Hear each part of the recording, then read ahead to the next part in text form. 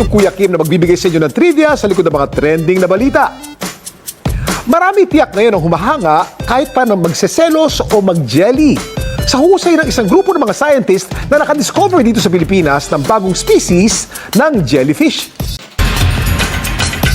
Isang bagong species ng jellyfish ang nadiskubre ng mga international scientists sa karagatan ng Pilipinas, ang Cassiopeia mayeri. At ang bagong pangalan ng isa pang species na Cassiopeia culyonensis. Ipinangalan nito sa mga lugar kung saan ito unang natagpuan, sa Culion, Palawan. Bahagi ng team na nakatuklas nito, mga marine biologists na Pilipino.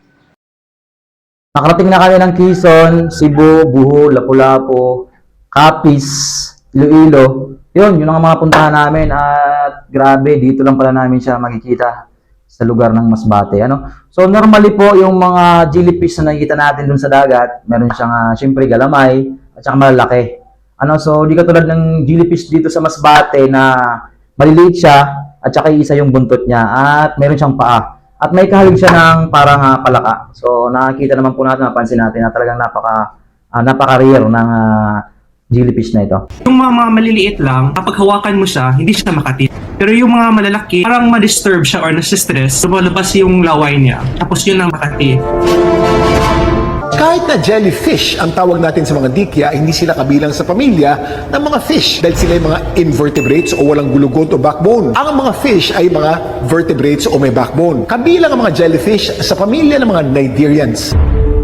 Ang mga jellyfish tumutulong sa photosynthesis process ng mga algae na siyang pagkain ng maliliit na isda. Wala rin silang buto, puso at utak. Kakaiba to yung jellyfish na to kasi hindi mo to makikita sa laot. Actually, nakikita lang yung jellyfish na to pag umuulan. Yung ulan galing sa bukid, bababa sa dagat.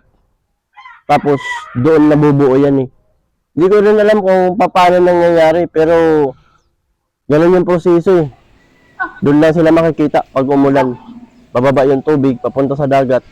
Yun, nabubuo na sila.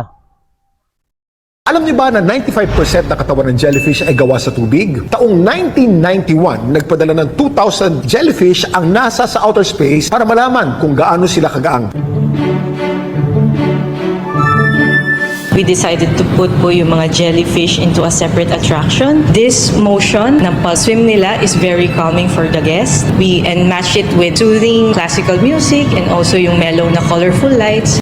Pero may ilang species ng jellyfish nakaka-stress, gaya ng box jellyfish na kapag na-sting ka sa venom nito, Marinigas na! maaari ka maparalisa, ma-cardiac arrest o mamatay. Mabuti na lang sa Siargao, ang moon at spotted jellyfish na lumalangoy dito, stingless o walang lason. Kaya pwede sila makasabay mag-swimming ng mga turista. At ang kagandahan pa po sa jellyfish na ito ay ito pala ay nakakagamot. Nakakagamot ito ng hika.